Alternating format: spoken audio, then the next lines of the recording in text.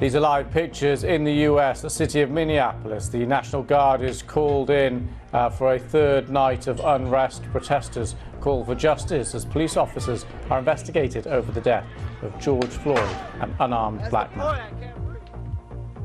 When you do not deal with these conditions of inequities and racism and white supremacy in a nation, these are the kinds of things that happen. People riot. That's their language. That's their frustration.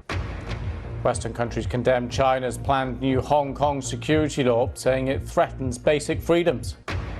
Targeting Twitter, President Trump signs an executive order aimed at social media companies. Easing the lockdown in England and Scotland, where people can gather in groups from Monday. The Japanese car maker Nissan says its factory in Sunderland remains an important part of its plans for Europe. It's after it announced that the closure of its site in Barcelona. Workers at the Spanish factory burnt tyres as part of a protest at the plans to shut down from December, with the loss of 3,000 jobs as all part of a global cost-cutting plan. Donald Trump has taken his battle with social media companies to a new level. The US president has signed an executive order which challenged protections that the industry has used to allow free speech from on one the of the internet. gravest dangers.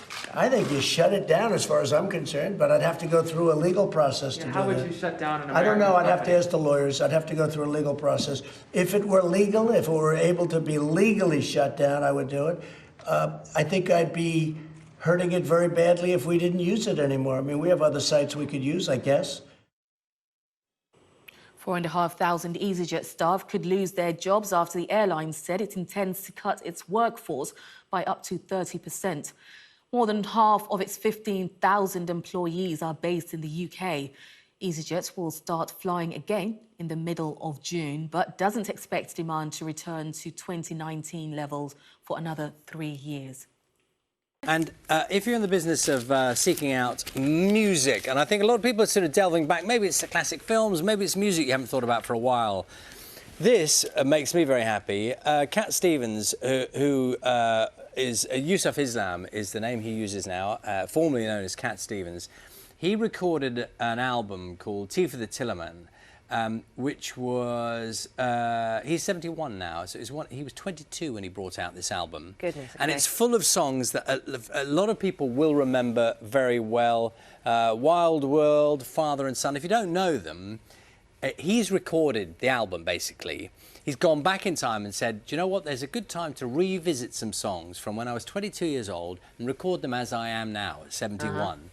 And he said it's been a really interesting process. And they are very, very beautiful songs. And if you get the chance... What's the album called? Oh, Tea for the Tillerman. Tea for the Tillerman. Tillerman. And actually has a beautiful... In the old days when albums... I say the old days.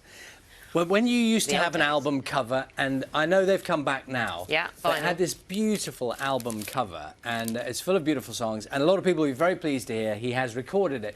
And quite how someone's voice will change over time, and the different things that he emphasises in terms of the meaning, because the